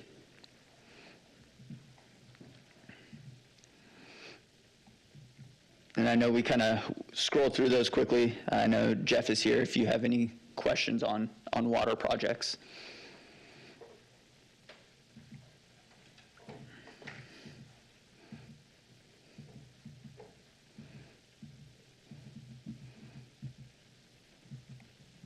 Needless to say, there's a lot in there, but this was an opportunity for you guys to take a look at it and then again, reach out if you have any questions or concerns prior to getting Do you want to to. continue going through like this, or what's your desire? I guess I'd like to ask thank you, Doug, the council that question, because one of the things that we wanted to have some time at the end to talk about was if we wanted to have any consideration for use of foregone for any projects. So this is the format that you have before you. Now, let's talk real quickly. This is going to be put in their budget book, correct? Rather than just this, they'll have it in two places. They have this, is that correct? That is but it'll also be in the budget book because that's a 3-ring binder. And you know how it is, you're having a hard time seeing that far left-hand column. So this will be in the budget book, and the budget books we'll talk in a minute. You'll have time to have it in front of you and then review and then come back. Would you like him to continue going down? No? Okay. So I think understanding the format, I want to say, Chris, really great job. I love this format. It is so helpful to be able to see what the funding source is, and then what the, the total of the project, which fund it's coming out of, and then the fund balance for that department over on that side at the end. So thank you. This is really, really good. Chris has done a great job. Yeah. Council, do you have any questions for Chris or Doug before we step out of Capitol? Well, just one final follow-up question on how Go ahead we and, eventually approve. go ahead and this. talk into the mic, so for those online. Thank you. So in the Thank you, past, Chris. is this still working? Okay. In the past, the last time we approved this, we went down and approved, and council did their voting by fund. So we'd go to the streets and say, streets capital budget is X number of dollars, and council would vote on that. So you can still do that, but the way, because the data is there, but the presentation that Chris just showed you is a little differently. It kind of turns it on its side and it said streets plus impact plus grants is X dollars. So I don't know exactly how we want to move forward with the council approvals of those budgets when we get to the actual voting and vote counting section. So that'll help it also on the agenda, because Yeah. we're going to follow our agenda and how we vote. Tell me if we could do this. We could vote by water budget. Right, Still the can. water capital budget is presented before you, and approve that budget, recognizing, because you know which fund it's coming out of. In some ways, I think it's easier to do it by department budget. Right. Rather than- But that means then you would be approving the impact fees separately and the grant separately, but you're looking at them from a project view, which might say, this project is X dollars from the city, X dollars from grant, and X dollars from impact fees. So there's a little bit of a conflict in how the information, well, not conflict, it depends on which data set you want to go down. If you want to go down gravity, we can do exactly that. But we'd go through the department, then the impact, then the grants. Well, what you have to make sure is that when we get, for example, to grants, that everything has, so like if we approve it by department, and you know a piece of that is in grants, Right. then The data's there. we wouldn't have to, do we still have to go and approve the impact fee budget? Because you're approving it twice. My perspective would say, no, we don't need to. If I can show you that both sets of data are the same, they tie out, they match to the dollar value, and you go and approve it according to Chris's schedule, and you say, I approve water, and that includes X dollars for the department, X dollars for grant, and X dollars for impact fees, the data's there, you've viewed, in my mind, legal can tell me if I'm wrong, but I believe that's sufficient. That's why I'm wondering, Todd, do you have any, are there any concerns doing it that way? Okay. It would be easier. In some ways, it's actually more transparent, because Yeah. you look at, you're approving the project and the total value of Total that cost of project. that project, from all sources. Right, from also, otherwise, it's very difficult when you're approving, Yeah. where does it tie back to? So if that's acceptable, that's the easiest path, and it would be, 'cause since we've given the data out early, it gives the council a chance to look at it and disseminate the information and assimilate it before we get to the actual meetings. Council, are you okay with that? With Mayor that? Kling, I think that's a great idea. Okay. Yeah, rather than go down bid by bid. It will speed the This process is as much well. easier. You figure out how you're going to get it, but we approve the Okay. total amount. All right. Yeah. I just didn't want to surprise that on the day of council and turn it into a kind of a problem. Any concerns? Are we good? I don't see any concerns. Randy, Dale, you're okay if we go that route by department? That's fine. Yeah. I think, Mayor, from my standpoint, when I do a budget and evaluation, I just started writing down some of the things that obviously we're being presented as inflation-related, although now we're looking at a deflation almost. If you had a projected inflation, it'd be more of a deflation Yeah. going forward. Cost increases, new FTE, salary increases to keep pace, those type of things. But we're also seeing preventative maintenance expenses being thrown at us as well, not an actual cost, but more of a maintenance related, whether it's the ceiling of the upper level of the Hugh Nichols parking structure or these other items. So I think the self-study will give me the clarity that I'm looking for. The ability to reach out and ask a question or two would provide the clarity as to whether, like I asked for Idaho Power and that, we can get that on our own. But I thank you for this. I appreciate it in advance. And then the final three-ring binder, I'm looking forward to Will tabbing. be coming up very shortly, possibly as early as tomorrow, but definitely no later than Monday. So I think now we have got the CIP, the then foregone. Okay. So I'll turn over to Mark.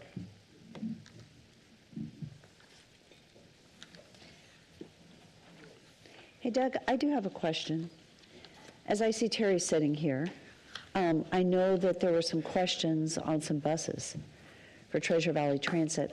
Were those in there, Chris? It's in the budget, but it's not capital. We talked about this. It's $125,000. To us, it is a program cost because I have no capital asset to book on my side. The funding is there, it's just not a capital cost. Terry, as I see you sitting here, I realize we better address that. So Doug is putting that not in as a capital cost because, would you explain that again? And so council, you will be seeing this coming forward. Right. It's in the general government budget for $125,000 for program costs. I can't put it in capital because I have no capital asset to book onto the city's records. They do, when they purchase it, they'll be able to put on their asset listing as a capital asset, but we have to record it as a program cost in order to fund them. So therefore, it's not in capital because it's not capital to us. If I put it there in capital, the auditors will go, you're not doing that. They'll make me change it. So you will see that coming forward. It is in the budget. Right. So Terry, thank you. I'm sorry that you're sitting here at 7 a.m. in the morning, but until 8:30. But it is in the budget, but it's not in the capital because of exactly why Doug explained. Yeah. So it will be coming in our operational budget for consideration. Great. Sorry, guys. Thank you. Good morning, Mark. Good morning, and members of the City Council. Mark Stoyer, I guess Pull I can that. say Senior Director of Development Services. Officially. Yes. And I'm pleased to give you a preview of NAMPA's first citywide 5-year capital improvement program. This, again, is just a short preview to highlight the document, which will be complete for your use and review prior to the final approval of the fiscal year 2025 budget, but will not require formal approval this year. In future fiscal years, the CIP will actually become part of the budget book and will be subject to City Council review and approval. So what exactly is a capital improvement program, also known as the CIP? It's a comprehensive, long-range funding plan which identifies major public improvements over the next 5 years. The CIP is comprehensive in that it includes all projects being pursued by the city, taken, for example, from the various master plans that the city has completed, which are many, like transportation, bike and ped, parks, water resources, and facilities, just to name a few. There are a lot of master plans out there. The CIP really is an integrated work plan for the actual 5-year funding and implementation of critical infrastructure. Year 1 of the plan reflects the capital budget for which project funding is authorized through the approval of the upcoming year budget cycle, which Doug and Chris covered earlier, so that will reflect exactly what's in that current fiscal year.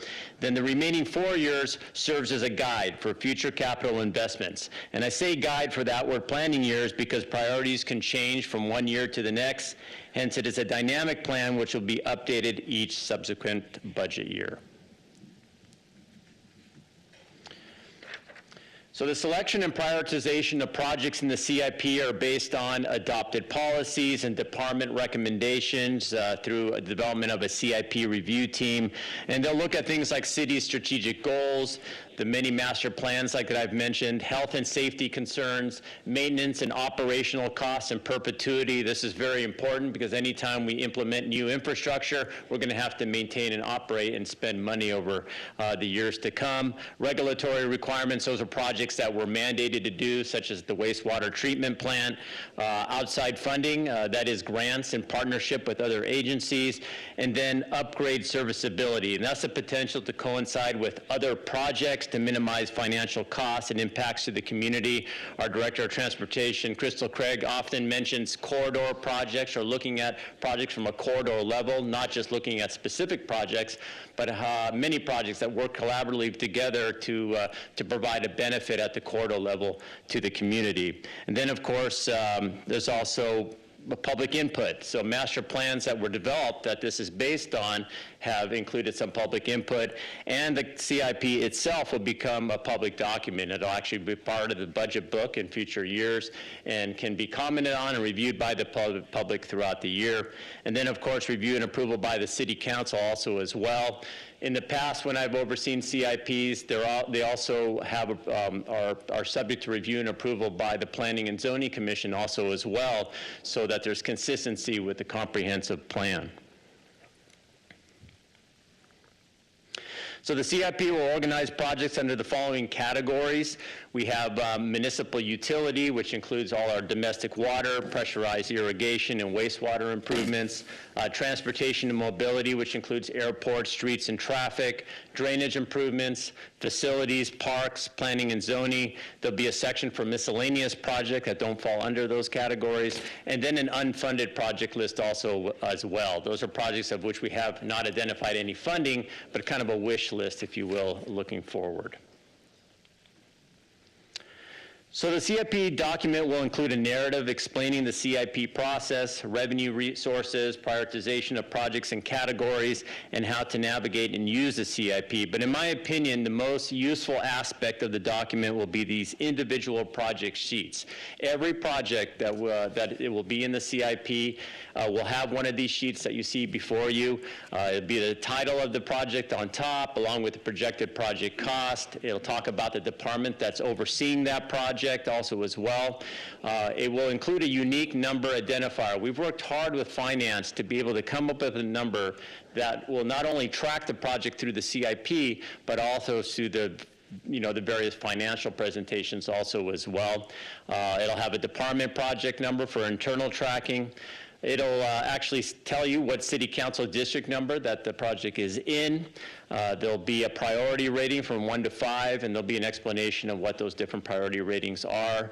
Project partners such as ITD, in this case here, there'll be a map over to the right showing the location of the project as well as some other details.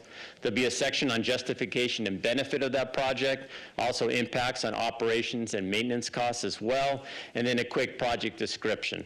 And then below all that, you'll have a project cost estimate. It'll look at prior years. Those are actuals that have been spent on that project, the current fiscal year, and then the next 4 years also as well. And then what those different expenditures, where's that money coming from? So at the bottom, you see project funding, talk about the different grants and the different sources that those projects will be funded from, again, for the next, not only the current fiscal year, but the next 4 years looking forward.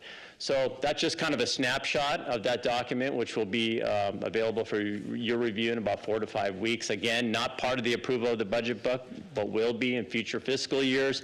We're very excited about this tool because it kind of brings everything into kind of a one-stop shop, if you will, of all the projects going on in the city, and very easy for you to review and take a look at those projects and know what they're all about. So excited about this. If you have any questions, you'll hear more from me in the near future on this document.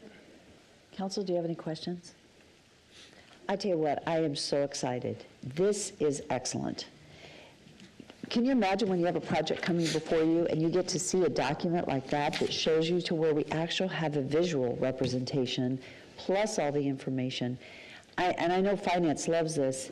The specific, I'm forgetting the number that you're putting with this, unique identifier number. I don't know why I have a brain block on that. That was Doug's. That number is so good because it's tracking, right? And so for Chris, for you, for everyone, to have us track from day one through the end of the project, you know how to apply it. So this is, I am really, really excited about this. Thank you for the work on it. It's going to be outstanding, and to me, this is a step up for the city. Very, very good. Any other comments, questions? It's just coming forward, so I'm excited about it. Thank you. Thank you. So the last thing that we're going to touch on, and I just want to touch on it so that we know how to plan. I know the use of foregone is it's like a bad word. Candidly, it's one of those things that we don't want to talk about, and we haven't. But Doug's got some numbers for us just so that we can look at the financial side of foregone. I'm pulling it up, my computer went dead, so this thing. That's fine. I'll just give overview while we're talking. For me, I bring it up because, I don't know how many of our council members, the quadrant that you look at that's important and urgent, and when things fall in a different quadrant, you look at it.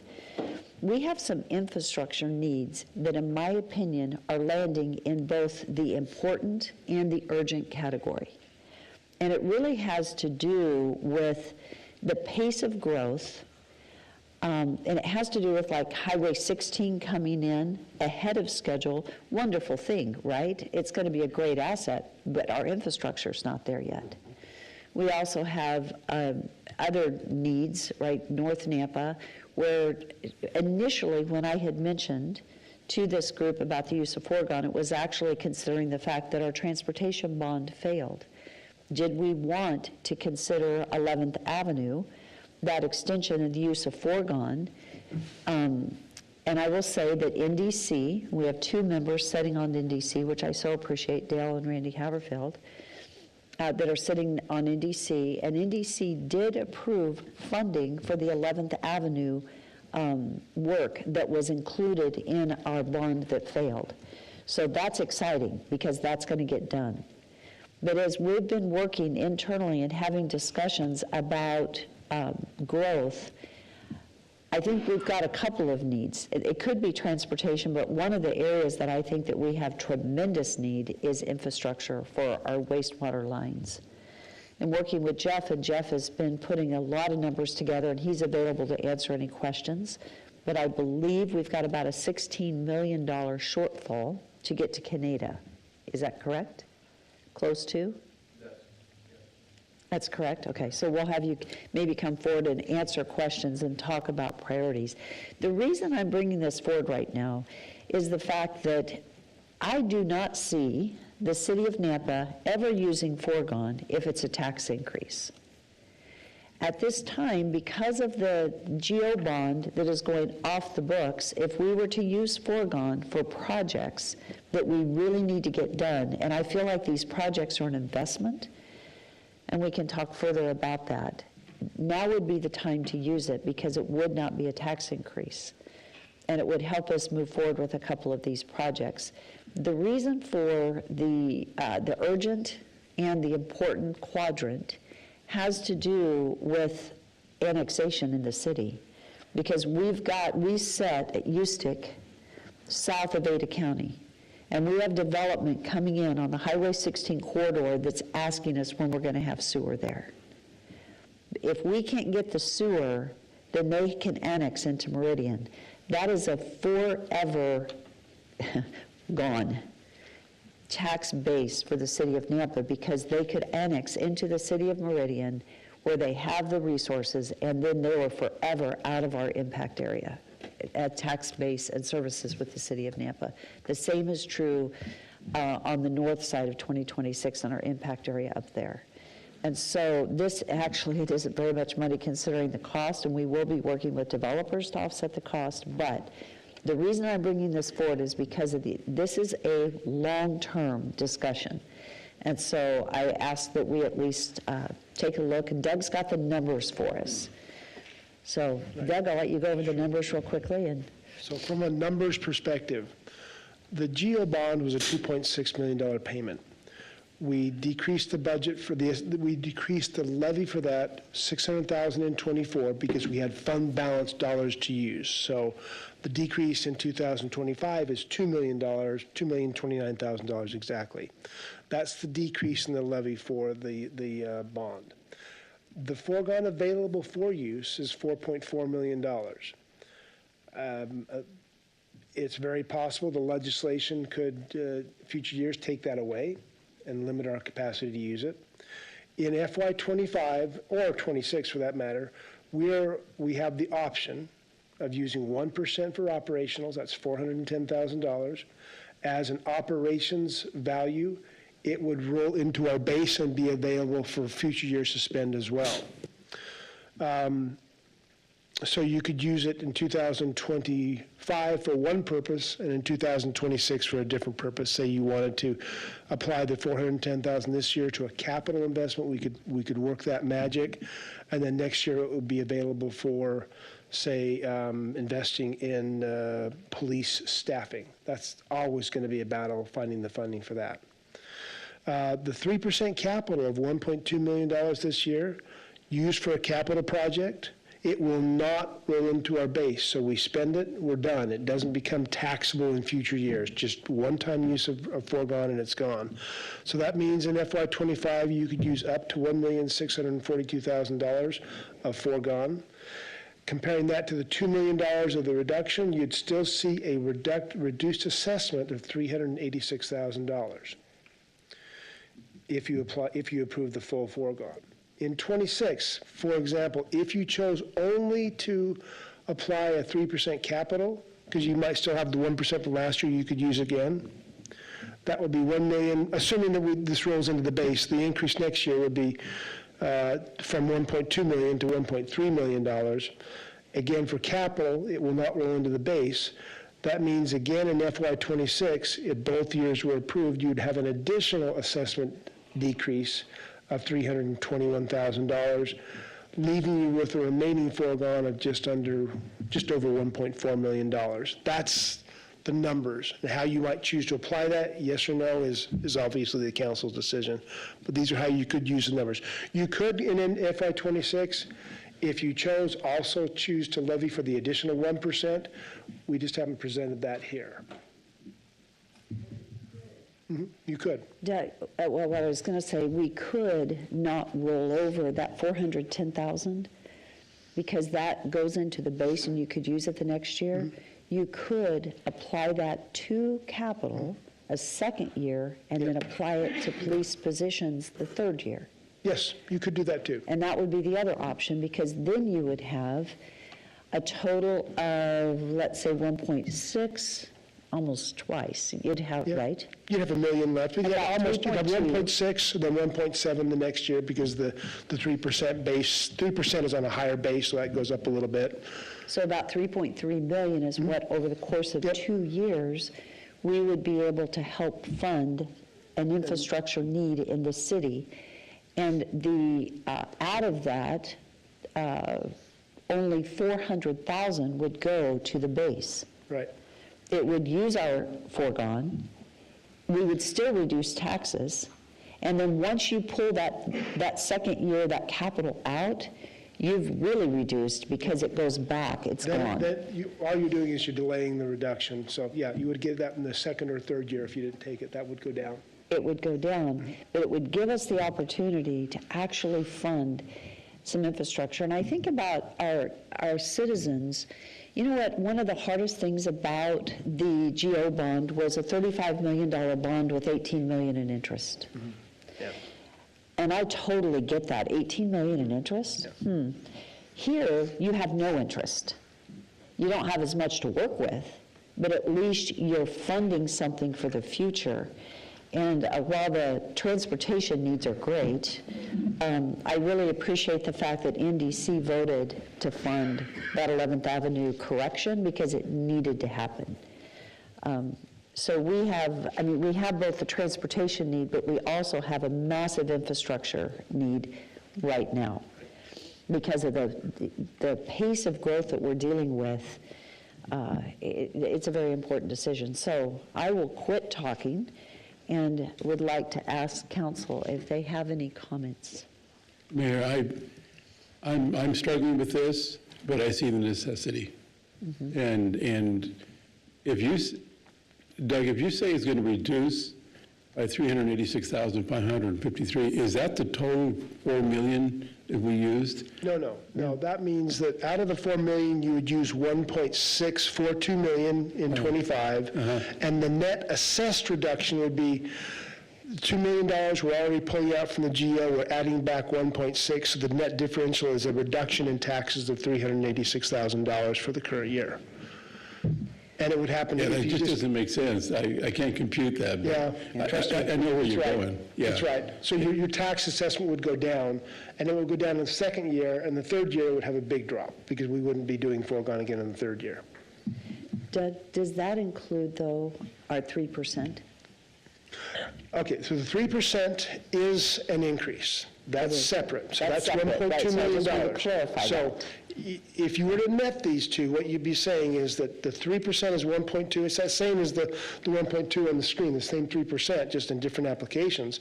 So if you take that 1.2 and take out the $400,000, your net tax increase would be roughly $825,000, which is per house, I think, per year, it's like, I don't know, $15 a year, maybe $20 a year, I think, maybe less.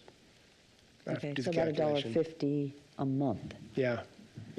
So if we use, $1.50 a month. oh, I'm sorry, Go ahead. Mayor. Nope, go ahead. If we use the foregone, then that would relieve the property taxes that we fund the police. That would be totally separate, so we could be funding up to what we need and not assess the taxpayers. Not to increase the assessment because of the use of foregone. So we've got the 3% that we're building in because we have lots of costs going up, but for the use of foregone itself will not increase the assessment. It'll actually be a decrease when compared to the prior $2.0 million. That's what I'm trying to, Yeah. You know what, it's complicated. It is. The other thing that's very complicated is that we've got, I know it's over 2.4 million because I don't know what the 90%, Oh, the valuation of the 90% that House Bill 389. yeah. When It's so hard to keep calculating that one because know. every year it changes. I think this year, the levy rates decreased slightly, so the impact to us was, the capital was $650 million. So you take 10% of that, which is $60 million, times that by the levy rate of .00. It's now 2 something. Two. 0.0002 Right, something. .002, It's and that's really how low. much it costs. So this year was probably, $100,000, maybe $200,000 in impact to us. Not overwhelming, but over the years, we're approaching a $3 million threshold in what we don't have in our budget that we would have had if 389 had not have passed. Which our citizens said growth should fund growth, and this is actual taxes paid by growth that we don't have in our budget. The other thing that's happened is it's pushed our levy really, really low. And what you're seeing across not only Nampa, but across the Treasure Valley because of our valuations, but then the 8%. I mean, the whole thing is just really, really challenging. But Yeah, our budget would be different if we had that, so different complexion. it'd be very different. Yeah, we wouldn't be as much scraping the bottom of the barrel to find a way to fund the police staffing needs. And every year that becomes the challenge. I know we give a lot of money to the police, but they'll tell you this is true. I hold off on giving them staff until they get to the end of the budget because they've got other costs they need to deal with, but we always save them their staffing until the end of the budget to give them what's left over. And in the short term, you can do that. In the long term, it doesn't work. It's eventually going to cause us to have a change in service levels, a decrease. That's just the reality. We're supposed to have at least, in the old scenario, 5.7 officers per year just to maintain the level of growth. This year, we scraped the barrel to get to 5. We scraped hard. And actually, with the SRO agreement, it will be 6. Yeah. It will actually be 6 because one of those is an SRO going in. Yeah. So, Okay, so any other comments?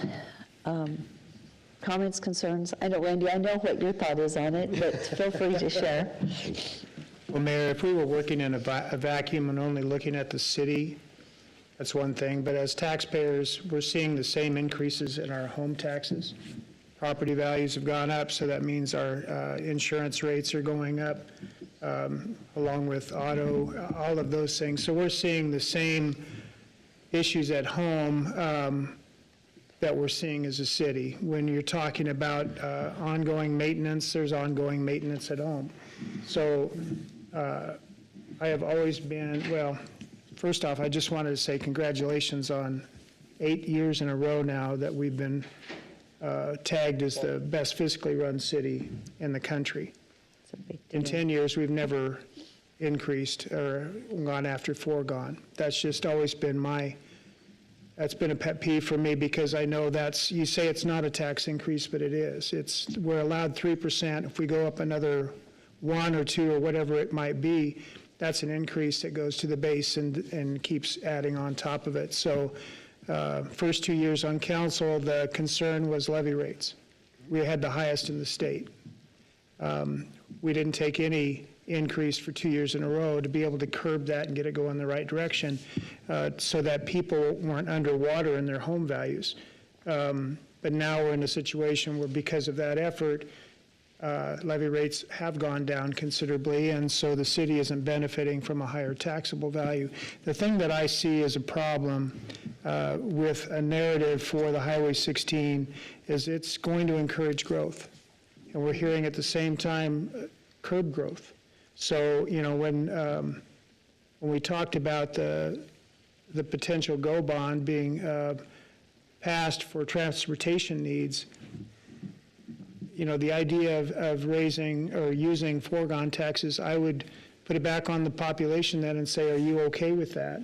Just because there's an appearance that, we're not going to have to pay as much in interest on, using some foregone dollars. But from my standpoint, I don't see that using foregone dollars, it's taking dollars out of people's pockets that we're not taking right now.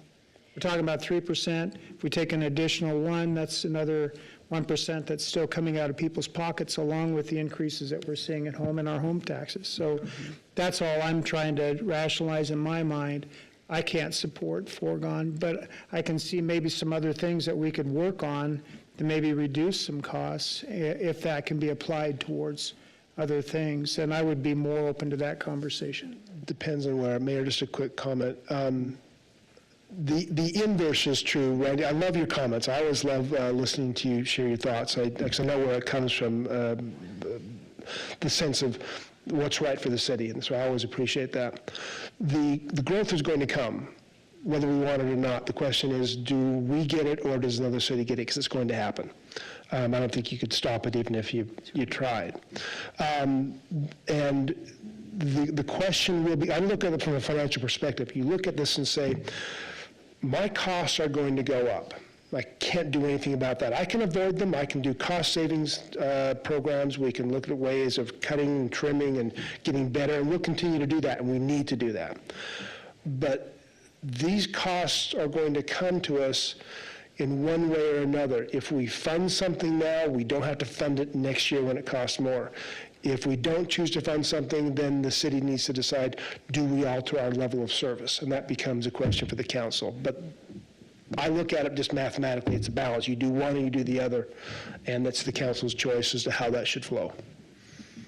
I'm fine with the conversation. I might not agree with the premise, but moving forward, I think like you say, there's a lot of moving pieces that we can play with on this puzzle, and to maybe work things out. But we've never in 10 years talked about a budget decrease. We've always talked about increases each year. Should we take it? Should we not? 2 years on council, those first 2 years, we even still got flack from people saying, well, you didn't take a decrease. We didn't take any increase, but we didn't take have a decrease. So, I mean, so even that opens us up to exposure as far as in conversation. But I think if, like you say, if the premise is right, if we're working on this together for a common good, We're not trying to overburden our taxpayers to the point where current taxpayers are paying for that growth, but allowing future growth to pay for that. That's where the narrative with talking to developers and others, the NDC weighing in on some of these items, that should have been a given to begin with, but it wasn't a consideration, but now it's a reality that we can move forward in that way, and I think we can even look at further improvements to help the circulation system into the downtown core, which has always been, I think even Mayor, your point was we need to focus on the downtown. Yeah. So we can do that. So how we do that, does that include Highway 16? No, that's a different narrative. So. It's a different narrative, but I tell you what, growth should be funding growth, and unfortunately, House Bill 389, growth Took it is away no from longer us. funding it. Yep. We don't have the revenue in our city that would have been in our city. At 2.5, that's why we're taking our 3%, but trying to figure out how to fund. And you know what, this is more of a business, it's almost a business decision, because you see businesses all the time. It's speed to market. You either are going to take your presence and be in the market, or you're going to lose your market share. That's what this is. There's a risk of losing market share. And if once that tax base is gone, it is forever gone out of the city of Nampa. And so our ability to provide the infrastructure, so the growth's going to happen. We're not going to stop the growth. You've got major players coming in, grocery stores and different ones talking about that area. They want to plant there. It's going to happen. So we can either say, yes, we're going to be in the market, or no, we're not going to be in the market, and it becomes Meridian. The same is true up in the Star area. We either say, yes, we're going to be able to be in our impact area that we made a decision many years ago. It's been in our plan for years that that's our impact area. Unfortunately, that is threatened today. So it's a big decision, but this is a 50-year decision. It's not a one-year decision. Yep. It's a big decision. But Dale, do you have any comments before we wrap? So yeah, this discussion is not an easy discussion, but for myself, just looking around the city, talking to the people, the citizens, and we have a lot of issues, and we didn't anticipate 389 taking away, or we didn't anticipate that at all, taking away the revenue for growth funding growth. But with that being said, it's happened. I think that they probably will take away our foregone from the legislature at some point, just like they want to get rid of urban renewal. They keep choking the life out of these cities, and I'm not willing to sit here on this council and say that I choked the life out of this city. We have, for example, my subdivision, we have weeds growing out of our street. It's a mess. Can we afford to fix them all? No, we can't. But there's issues all over the city.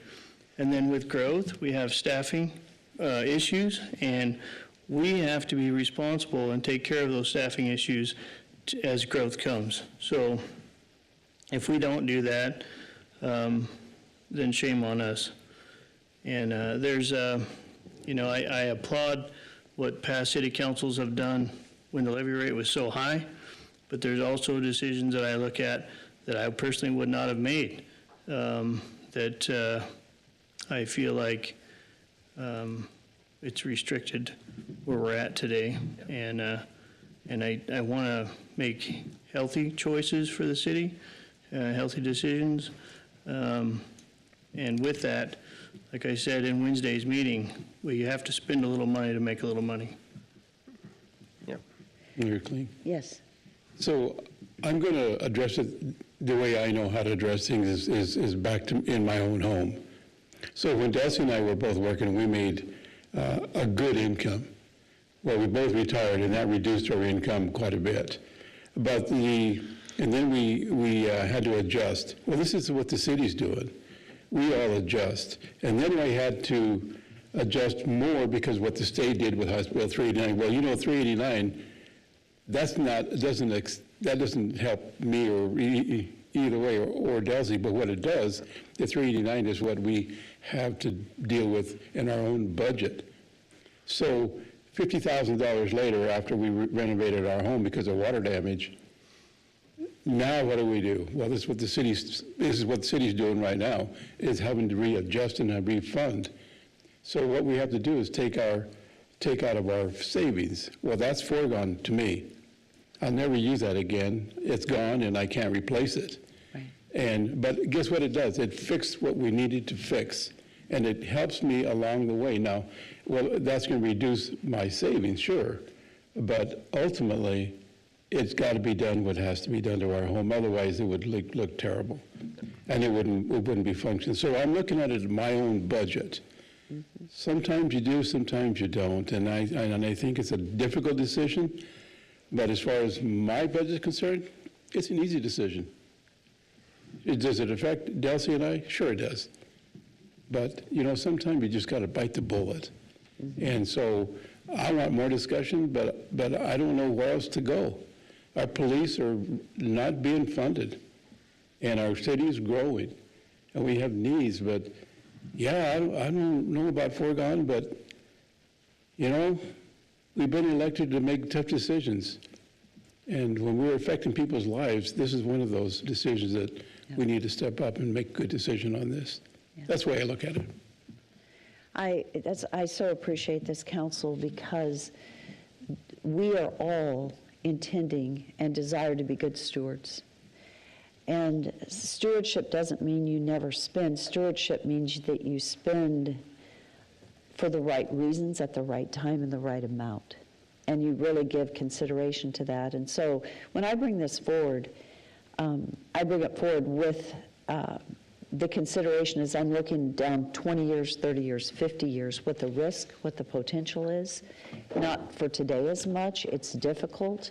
The good news about this, the model of the foregone, is if we use foregone 2 years in a row, with the exception of that 1%, even if it's only done one time, it rolls off. In 2 years, it's gone.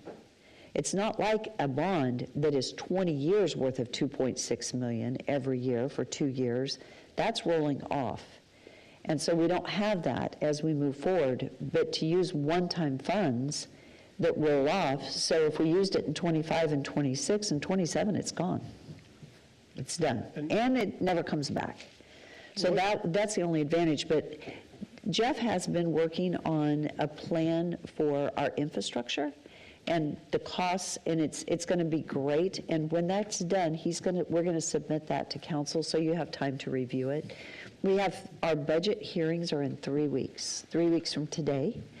And you'll have a good length of time to be able to review, to consider, to talk, to have meetings. That's why we're trying to be well ahead with the information to the council so that you guys can have discussions and visit with staff and give consideration to the options. But as you know, today, no decision. It's just concepts for your consideration. Mayor, one final comment. Yes. If you can make this decision and stick to it, what you're doing is not, you're giving them little bits of the tax reduction now. You're just delaying when you're giving them the full value, because in 2 years, you'd give them the full value of the reduction, and taxes would go down then if you can make the decision and stick to it. So they get the money, it's just delayed by a year or two. Thank you. Okay, so Doug, let's talk about these books, because I'd like to be able to tell council. Otherwise, we need to email them all, and we can't email. But do we think they're going to be ready tomorrow, or do we not think they're going to be ready Leslie? tomorrow? I'm asking Leslie here. We're working. We're so close right now. We're close. I'm hoping we'll start printing tonight. If not, I will print tomorrow. We'll have them ready for one way or the other tomorrow. I think we're that close. It's just small formatting issues, no data changes. It's just getting it put in the books. So if council members have time to swing by our office tomorrow afternoon, we will email you. Yeah. To confirm that they're ready. They will not be ready until mid-afternoon. Would that be a correct assumption? After 2. Yeah. Okay, so after 2 sometime, if you'd like to grab your budget book and your thumb drive, it'll be just the same as last year. You're welcome to swing by our office. The thumb drive, our wonderful IT department put a security password on the thumb drives just so they didn't get stolen. I will email that to you separately. Okay. Thank you. And then, worst case scenario, we could possibly deliver them to you Monday if you needed them delivered to you. So we could do that on Monday. I don't have the staff to leave the office tomorrow, but if you'd like to stop by tomorrow after 2, Okay, please feel we'll free. have it done. Thank you guys for your work. Really appreciate it. You've worked hard. And hopefully the format and everything we've provided. Doug has provided an executive summary at the beginning of this budget. It is outstanding. It will give you all tons of information. And so it's a really good summary. So, all righty, stand for a motion to adjourn. Second. All in favor? Aye. Thank you, guys. Thank you. Are we